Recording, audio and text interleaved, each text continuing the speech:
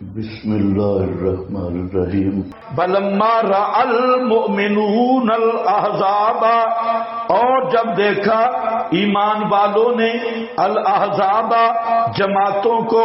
اب یہ صفات مومنین اور احوال المومنین کا بیان تقابل ہے.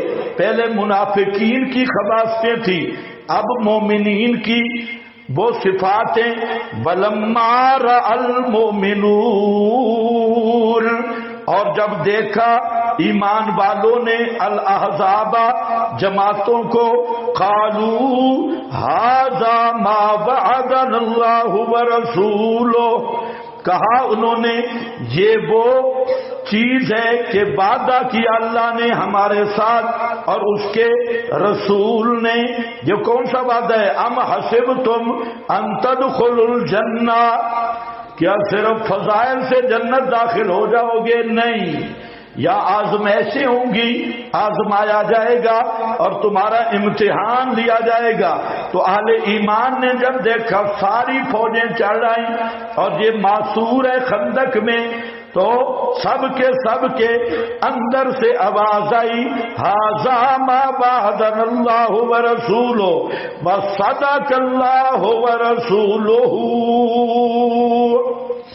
سچ فرمایا اللہ نے اور اس کے رسول نے.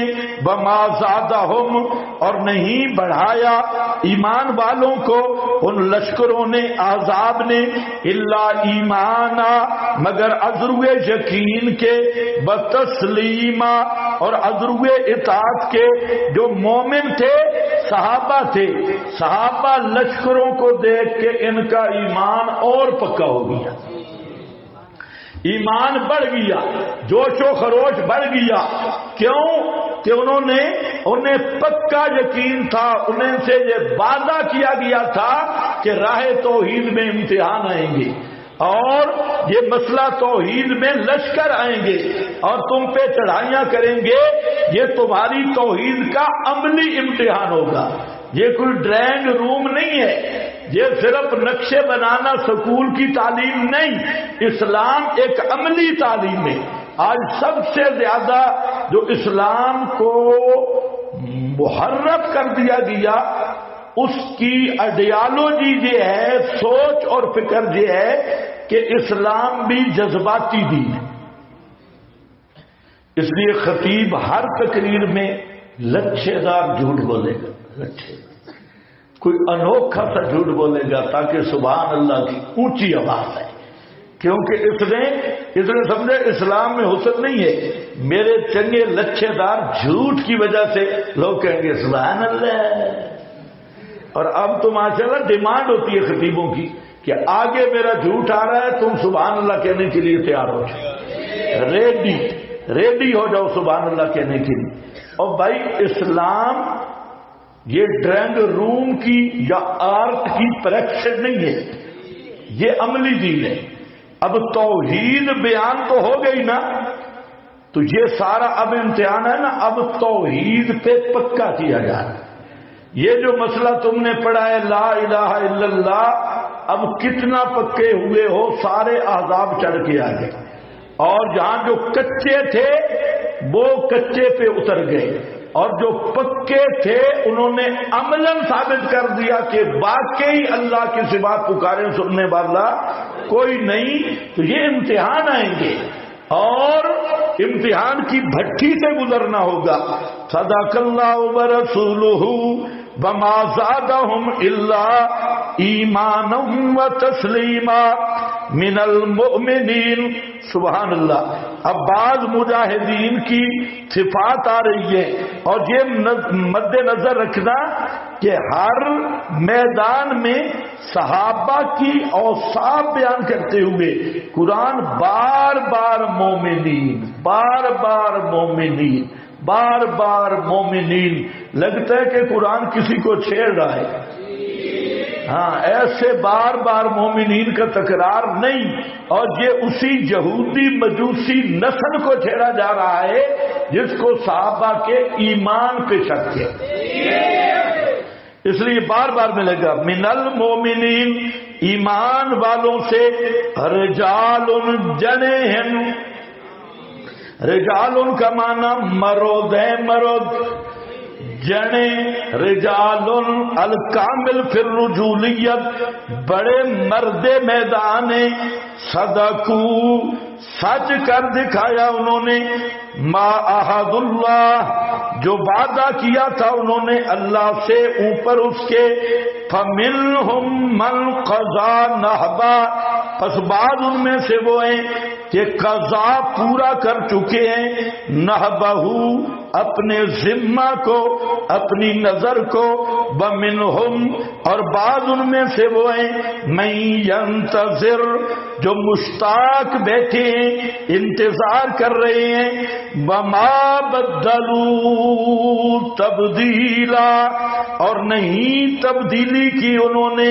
اس عہد میں، تبدیلا کسی قسم کی تبدیلی کرنا، لیجزی اللہ تاکہ جزا دے اللہ صادقین سچوں کو ان کے سچ کی، ویعذبا اور عذاب دے اللہ منافقین کو، ان شاء اگر چاہے یا رجوع کرے اوپر ان کے، ان اللہ بے شک اللہ کانا ہے غفور الرحیم بہت معاف کرنے والا، رحیمن رحم کرنے والا، ورد اللہ الذین کفروا جہاں پر من المؤمنین کچھ صحابہ بدر کی لڑائی میں حاضر نہیں ہو سکے تھے کیونکہ بدر باقاعدہ جنگ نہیں تھی، یہ قافلے کی گرفتاری تھی اور اللہ کی حکمت کے جے اچانک جنگ میں بدل گئی۔ تو بعض صحابہ تھے، حاشیے پہ حدیثیں لکھی ہیں، ان میں ایک جو انس بن نضر تھے، حضرت انس کے چچا، اور انس کہتے میرا نام بھی انہی کے نام پہ یہ تھے، اور بعض حضرات صحابہ تھے، انہوں نے ان کی بڑی تمنا تھی ہائے ہم بھی ساتھ ہوتے بدر، کیونکہ صحابہ کو جوش تھا جہاد کا، ہم بھی ساتھ ہوتے۔ اور پھر انہوں نے کہنا شروع کیا اللہ اب موقع دینا جہاد کا، ایک دفعہ پھر ہو نا مشرکوں سے لڑائی، پھر اللہ دیکھے گا ہم کیا کریں۔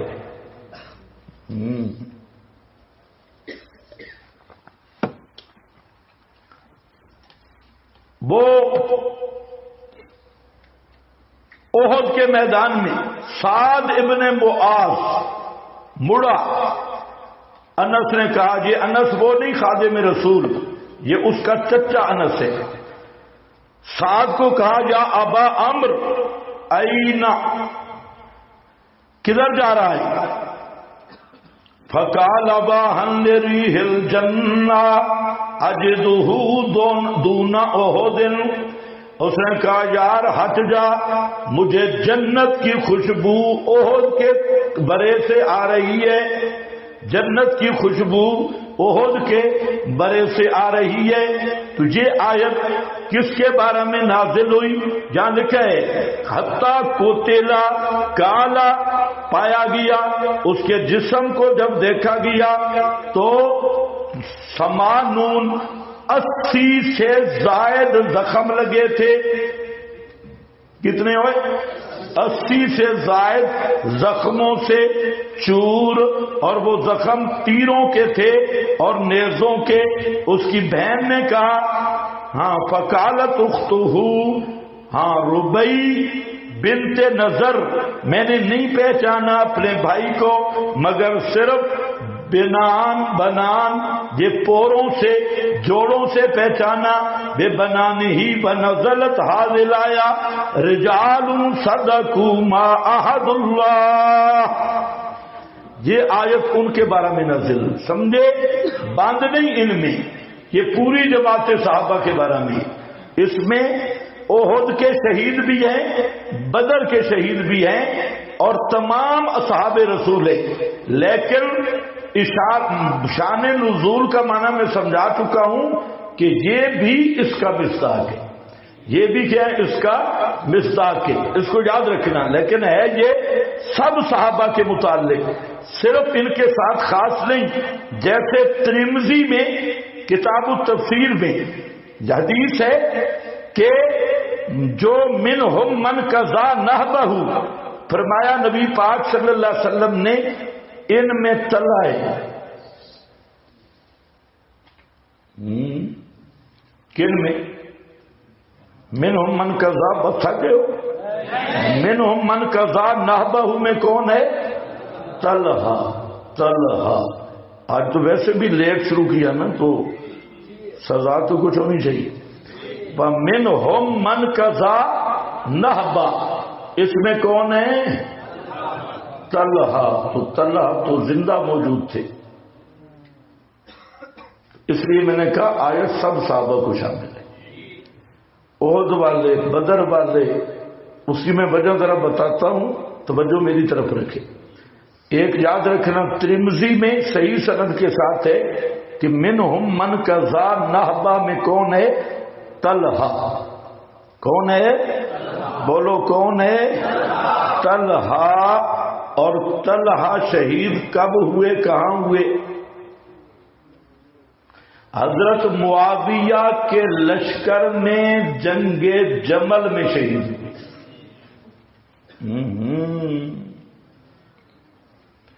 تمہیں صحیح حدیث سے سناتا بھی کوئی؟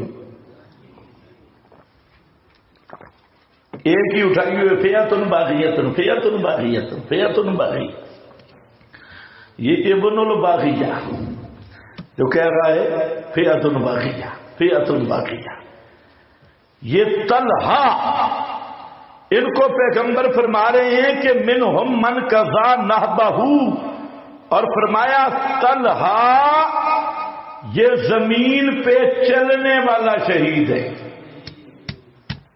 یعنی شہادت کی خبر دی کہ یہ شہید ہوگا۔ اور وہ کس لشکر میں تھے؟ حضرت معاویہ کے لشکر میں۔ تو اگر معاویہ کا لشکر باغی ہے تو طلحہ شہید کیسے؟ یہ بات تمہیں سمجھ ہی نہیں آئی۔ اس دور کا جو بدترین فرقہ ہے نا، وہ انہی غیر مقلدوں کی اندر سے نکلا ہوا جیلوی فرقہ ہے۔ لیکن جیلوی حقیقتاً یہ ہے اصل ترجمانی غیر مقلدیت کی، کیونکہ غیر مقلد کا قرآن پہ ایمان نہیں ہے، اس کا رافضی، ناسبی، قدری، راویوں پہ ایمان ہے، لیکن کتاب اللہ پہ ایمان نہیں ہے۔ تو اسی بیماری کا نتیجہ مرزا جیلوی ہے، اسی بیماری کا نتیجہ اسحاق بڈھا جالوی شیطان ہے، اور اسی بیماری کے یہ سارے نتیجے ہیں کہ جن لوگوں نے قرآن کو اپنا حاکم نہیں ماننا اور جھوٹے راوی، رافضی، شیعہ، قدری راوی ان کو قرآن پہ حاکم مان گئے، تو وہ لوگ ہمیشہ اس مصدر ضلالت بنے اور مصدر روایت بنے۔ تو جتنا غیر مقلد گٹر ہے ضلالت کا اور اس گمراہی کا، اتنا بدبودار کوئی فرقہ بھی نہیں، کیونکہ یہ وہ ایسا لا مذہب ہے جس کا کوئی مذہب نہیں، کوئی اصول نہیں، اور ان کا بس صرف راوی آ گیا، انہوں نے راوی کو رسول سمجھا ہوا ہے۔ کچھ سمجھ بھی آ رہی ہے؟ یہ طلحہ ہے، منہم من قضا نحبہ۔ آگے بھی ذرا سننا، وَمِنْهُمْ مَنْ يَنْتَظِرُ، اور بعد ان میں سے وہ ہیں جو انتظار کر رہے ہیں۔ آگے آگے ذرا خیال کرو، جاگ رہے ہو یا سو گئے ہو؟ یہ سب صحابہ کی بات ہے۔ اور اگلی بات ذرا خیال کرنا، وَمَا بَدَّلُوا تَبْدِيلًا، صحابی مرتد نہیں، مرتد صحابی نہیں، اور جو صحابی کو مرتد کہے وہ مسلمان نہیں۔ وما بدلو، بے شک کہا ہے کہ سمجھا بھی ہے، وما بدلو، اور نہیں تبدیل کیا ان صحابہ نے، تبدیلاً کسی قسم کی کوئی تبدیلی اللہ سے جو صحابہ نے عہد کیا اس عہد پہ قائم ہیں، وہ اپنے عہد کو توڑنے والے نہیں۔ عہد توڑا ان لوگوں نے جن میں ایمان نہیں تھا، ایمان نہیں تھا، ایمان نہیں تھا تو وہ صحابی بھی نہیں تھے۔ جن میں ایمان تھا یہ صحابی ہیں، اور صحابی عہد کو بدلنے والا نہیں۔ یہ پانچواں مقام آپ کے سبق میں آ رہا ہے جو بالکل صریح ہے کہ نبی کا صحابی مرتد ہو سکتا نہیں، اور جو مرتد ہو وہ صحابی ہو سکتا نہیں۔ اور صحابی کس کو کہتے ہیں؟ من لقی النبی بالایمان، ایمان۔ تو یہ جو مرزا جیلمی بے ایمان، اور سلمان ندوی شیطان، اور اسحاق بڈھا بڈھانوی بے ایمان، یہ سمجھتے ہی نہیں کہ صحابی کہتے کس کو ہے۔ ہاں، جو ایمان نہیں تو صحابی نہیں، ایمان ہے تو صحابی ہے، اور جو صحابی ہے وہ اولئک هم الراشدون ہے۔ جو صحابی ہے وہ کتب فی قلوبہم الایمان ہے۔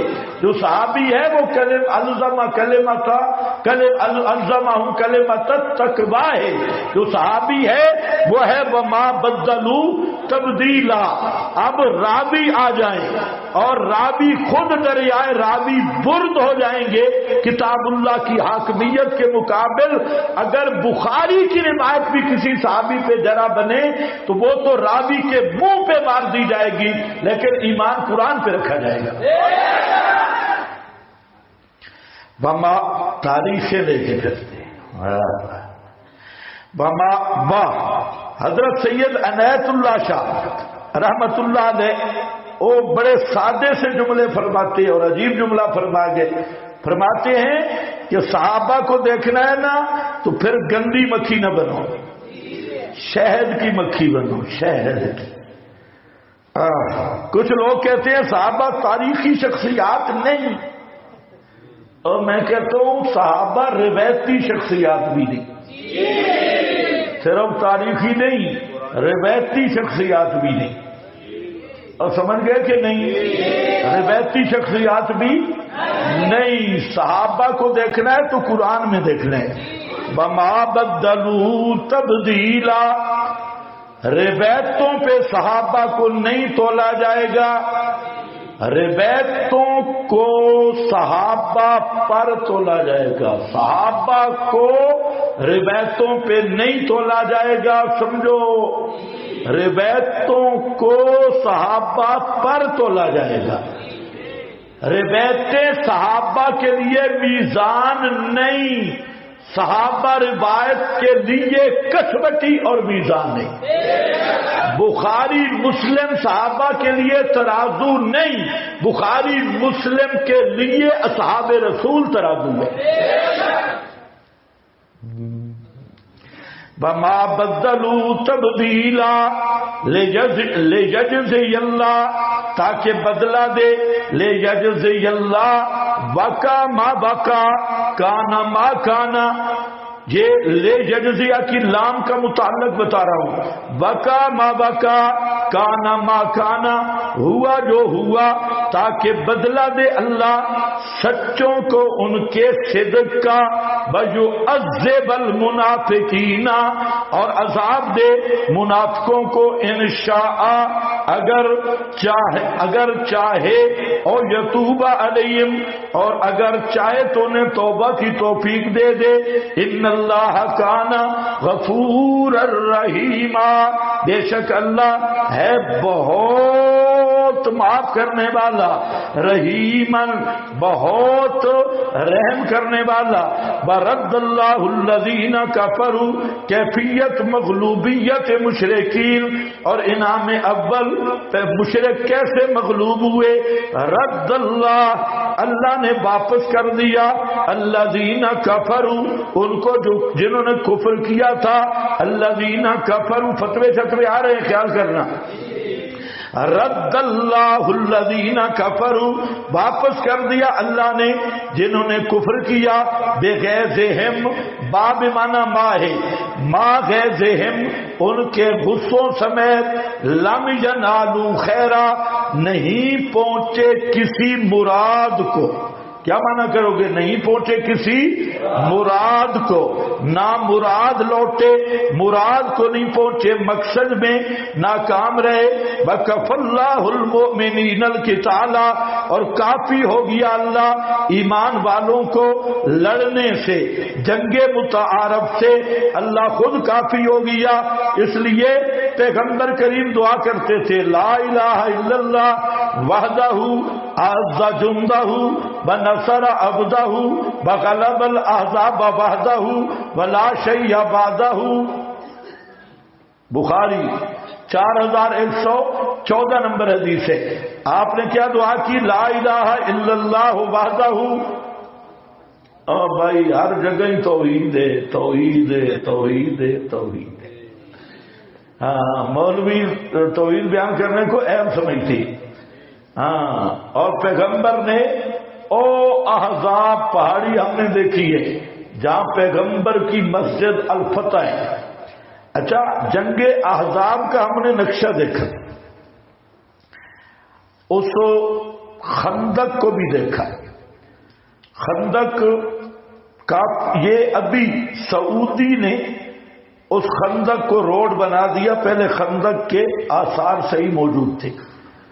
سلا پہاڑ کے سامنے لمبی خندق ہے، وہاں پر جو بیان کرنے والی بات ہے وہ بڑی عجیب ہے کہ وہاں جو جنگ احزاب کے کمانڈر تھے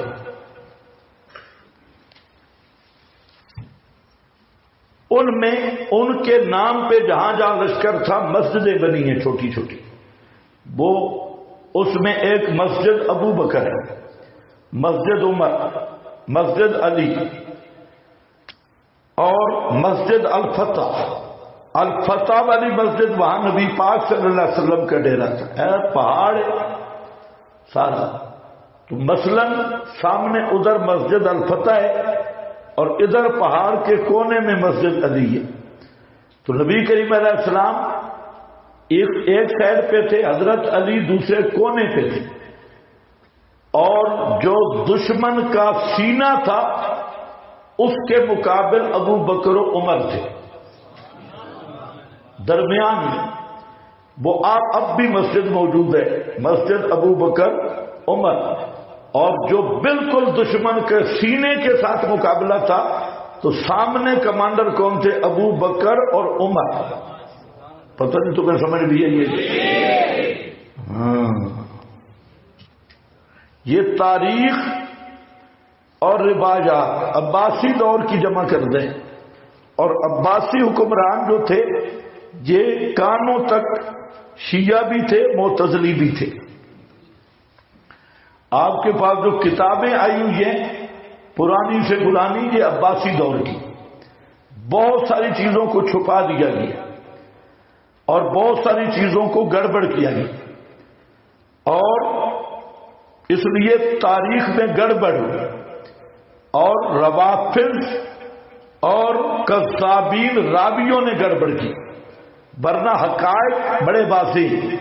آج بھی وہ مسجدیں موجود ہیں، اور ابو بکر و عمر وہ دشمن کے سینے میں کھڑے ہیں، اور حضرت علی تو ایک کونے پہ، آگے پہاڑی ہے وہاں مسجد علی ہے۔ تو خیر یہ ایک جنگی حکمت عملی تھی۔ بہرحال ہمارا علی سے محبت کرنا بھی ہمارا ایمان ہے۔ یہ صرف ان کو آئینہ دکھا رہا ہوں جو علی کی محبت کا مطلب بغض صحابہ لیتی، اور حضرت علی کی محبت کا مقصد بغض صحابہ نہیں، حب صحابہ ہے۔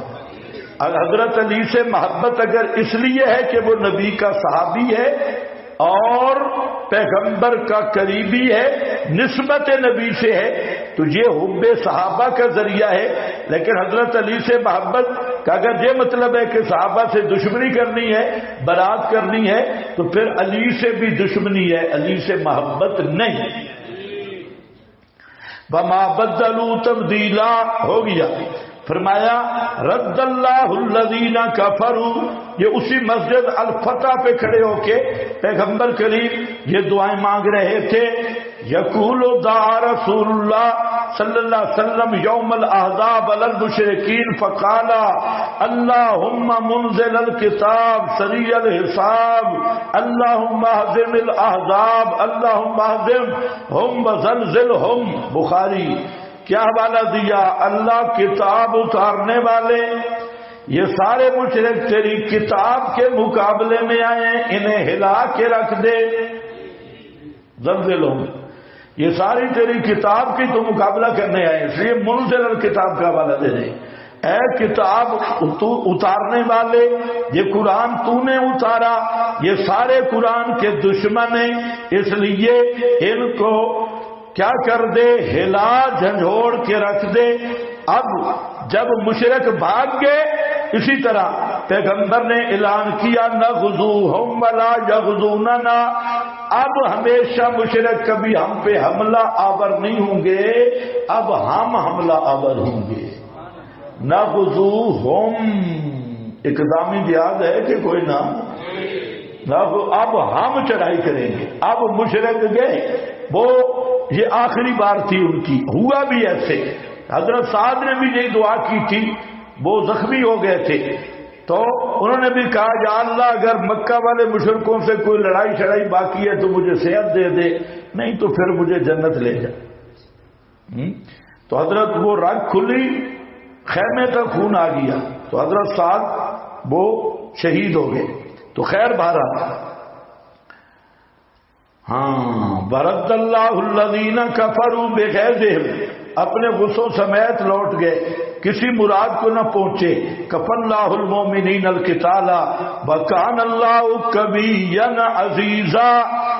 علت رد کفایت ہے جو میں نے شروع میں کہا تھا، کفا باللہ وکیلا وکان اللہ قویا عزیزا، اور ہے اللہ کبیًا عزیزاً، کبیًا کبی اور عزیزاً غالب. اے بحولہ و بقوتہ ردہم خائبین لم ینالوا خیرا. اعز اللہ الاسلام واہلہ وصدق وعدہ ونصر رسولہ وعبدہ فلہ الحمد. کبیًا عزیزا وانزل الذین ظاہروہم من اہل الکتاب انعام سوم. تیسرا، دوران جنگ مولویوں نے گڑبڑ کی. سمجھ گئے؟ یہ مولویوں کا معاہدہ تھا، یہ سارے بڑے بڑے مولویوں پیر حضرات تھے، لیکن جب انہوں نے دیکھا کہ مشرک آ گئے، انہوں نے کہا چلو ہم بھی اپنا لوچ تل لیں، ہم بھی کچھ نہ کچھ کر لیں. تو انہوں نے معاہدہ توڑ دیا. حضرت سعد بن معاذ کو نبی پاک نے بھیجا ساتھ دوسروں کے کہ ذرا جا کے جائزہ لے کے آ، یہ اطلاع صحیح ہے کہ بنی قریظہ نے معاہدہ توڑ دیا. فرمایا اگر انہوں نے توڑ دیا ہے تو اشارے میں بات کرنا، نہیں توڑا تو سب کے سامنے کر دینا تاکہ منافقوں کو سمجھنے لگے. حضرت سعد گئے انہیں سمجھانے کے لیے، تو وہ ابن اخطب نیتن یا اس زمانے کا وہ چکر لگا چکا تھا. اس نے کہا جی، انہوں نے کہا ہمارا تو معاہدہ ہی کوئی نہیں ہے. کس نے کہا ہمارا تمہارے ساتھ معاہدہ ہے؟ کون ہے محمد؟ ہم تو جانتے ہی نہیں محمد کو. اور ہتھیار جمع کر رہے تھے. حضرت سعد پریشان ہوئی، نبی پاک علیہ السلام کو آ کر بتایا کہ وہ تو اس طرح بک بک کر رہے. فرمایا کوئی مسئلہ نہیں، آنے دو ان کو بھی، یہ بھی آ جائے. پھر یہودیوں نے جائزہ لیا. روایت ہے تاریخی، عظمت والا مربع، انہوں نے تھوڑا چکر لگایا مدینے میں، بھئی کوئی کیا حالات ہے. تو ایک یہودی اندر آیا، حضرت صفیہ نے اس کو ذبح کر کے سر باہر پھینک دیا. ڈر گئے بزدل، وہ کہہ رہے ہو یہ کیا ہے؟ یہ تو اندر بھی کوئی مجاہد موجود ہے اندر. خیر تاریخی روایت ہے. تو آگے مسئلہ یہ ہوا کہ جب جنگ احزاب ختم ہوئی، آپ مدینہ میں تشریف لے گئے، آپ غسل فرمانے لگے کیونکہ وہ مہینہ گزر گیا تھا، ساری مٹی میل کچیل، کیا حالت بنتی ہے جنگ میں. تو جبریل گھوڑے پہ چڑھ کے آیا. جبریل نے کہا اللہ کا حکم ہے، ہم تو ابھی ہتھیار ہم نے نہیں اتارے، آپ غسل کر رہے ہیں، چلیں مولویوں کی طرف، ہاں بعد میں غسل کر لیں گے، پہلے مولویوں کا کام پورا کریں. ہن بے ایمان مولوی سارے شیخ التورات تھے اور بڑے بڑے پیر اور حضرات اقداس، پورا سٹاک تھا.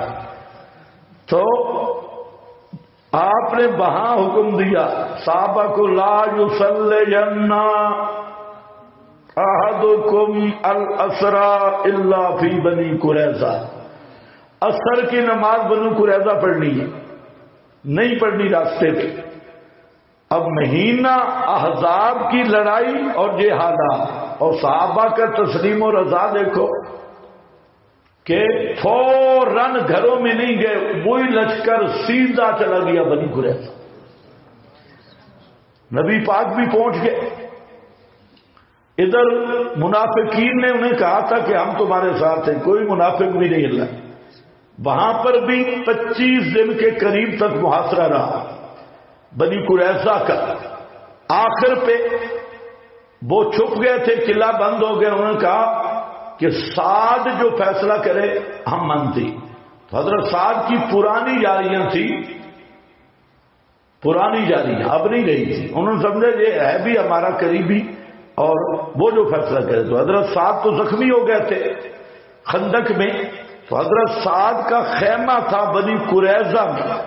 نبی پاک نے وہاں ان کو جو مسجد عارضی بنائی تھی نماز کے لیے، اس میں حضرت سعد کو تیمارداری کے لیے آپ نے رکھا ہوا تھا. بعض روایتوں میں جو مسجد نبوی کی بات آتی ہے یہ راویوں کا وہم ہے.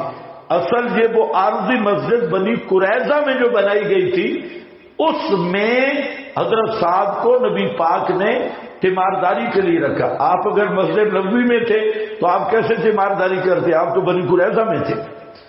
تو وہاں اس مسجد میں تھے. اب اس پہ کوئی اشکال نہیں. تو حضرت سعد کو لایا گیا. حضرت سعد نے فیصلہ فرمایا. کیا فیصلہ فرمایا؟ ان کے جتنے بالغ ہیں سب کو ذبح کرو،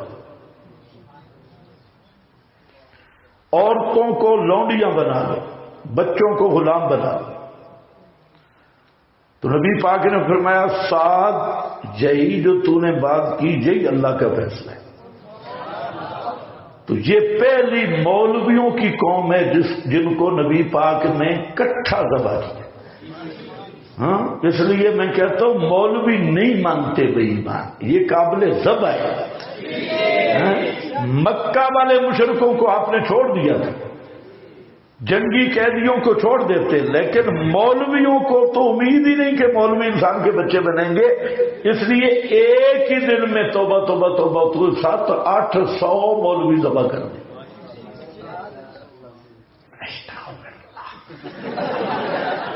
اللہ کمی بیشی معاف فرمائے.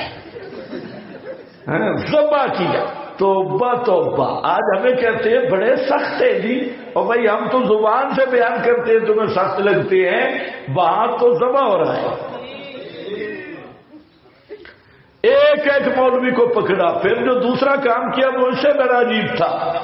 ان کے جو لڑکے تھے ان کی شلواریں اتاری، اور جس کے زیر ناب بال نظر آئے اس کو بھی ذبح کر دیا. یہ نسل ہی مٹے. اور واقعی یہ صحیح کیا. یہودی آج دیکھ لو اسرائیل کا یہ علاج ہے یا نہیں؟ جب تک یہودیوں کو ذبح نہیں کرو گے کبھی دنیا میں امن نہیں آ سکتا. اور پیغمبر کریم نے جب ان مولویوں کو ذبح کر دیا بڑا امن امان، پورے مدینے میں سکون، پورے علاقے میں سکون. آج بھی اگر ان نسٹوں کو اور ان نسٹوں کو ان کو نیتن یاہو کی پارٹی ساتھ ٹرمپ جیسا خنزیر ان کو اگر ذبح کر دیا جائے اور پوری دنیا میں امن اور سکون آ جائے، اور اگر ممکن ہو تو ساتھ شہباز شریف بھی ہو جائے قربان، پھر بھی، اور اسی طرح اسلامی حکمران بھی ایک ایک ساتھ، چلو زائد نفلی سے ان کی قربانی بھی ہو جائے، اگرچہ یہ وہ جانور حرام ہیں کہ ان کی قربانی نہیں ہے، لیکن ویسے کوئی اگر کر دے تو ذبح کیا، اسی کا حکم، اسی کا یہاں تذکرہ ہے وَأَنذَرَ الَّذِينَ ظَهَرُوهُمْ، اور انعام سوم اتارا اللہ نے ان کو جو قابل تذکرہ ہی نہیں، جنہوں نے امداد کی تھی ان مشرکوں کی، من اہل الکتاب، یہ من بیانی ہے مولویوں وغیرہ سے، من سیاسیہم، ان کے کلوں سے، بڑے بڑے اونچے کلے تھے، ہم نے دیکھا ہے ان کی جگہ اب بھی بنی قریظہ میں ہم گئے، ابھی بھی ان کے کلوں کے کھنڈرات باقی ہے اور ان کے باغات وغیرہ کے نقشے ہم نے وہاں سے ویڈیو بھی بنائی تھی۔ سیاسیہم وقذف فی قلوبہم، اور قذف انعام چہارم، ڈال دیا ان کے دلوں میں روب، فریقاً تقتلون، سبحان اللہ، ہاں فریقاً تقتلون، تعبیر بالمضارع، استحضار للمنظر، کتنا سوہنا منظر، کتنا سوہنا منظر جب مولویوں کو ذبح کیا جا رہا تھا، اتنی اتنی لمبی داڑیاں، سفید داڑیاں، اور صحابہ ان کے سینے پہ چڑھ کے تقتلون، مضارع سے تعبیر کیا، یہ منظر ایسا سوہنا منظر جو ماضی بننے کے قابل ہی نہیں، وَتَأْسِرُونَ فَرِيقًا، اور تم قیدی بنا رہے تھے ایک گروہ کو، یعنی عورتیں اور بچے، وَأَوْرَثَكُمْ أَرْضَهُمْ، اور انعام پنجم وارث بنا دیا اللہ نے تم کو ان کی زمینوں کا، وَدِيَارَهُمْ، ان کے گھروں کا اور ان کے مالوں کا، وَأَرْضًا، اور وارث کرے گا تم کو اللہ ایسی زمینوں کا جن کو تم نے اب تک نہیں روندا۔ یہ کون سی ارضن، یہ زمینیں کون سی ہیں؟ بشارت فتوحات مستقبلہ، یہ وہی بشارت ہے جو خندق میں دکھا دی گئی، کیسر و کسرا حبشہ کے محلات دکھائے گئے، فرمایا یہ بھی، اور اس کے بعد قیامت تک امت فارس کو بھی فتح کرے گی، روم کو بھی فتح کرے گی، اور یہ لشکر اسلام، اولئک حزب اللہ، الا ان حزب اللہ هم الغالبون، یہ اب غلبہ ہی غلبہ آئے گا اور اسلام پھیلتا جائے گا، اور وکان اللہ، یہ علت ہے، یہ نہ سمجھنا کہ ہم بے سر و سامان ہیں، فرمایا نہیں ہے، اللہ علی کل شیء قدیر، ہے اللہ اوپر ہر چیز کے پوری قدرت رکھنے والا۔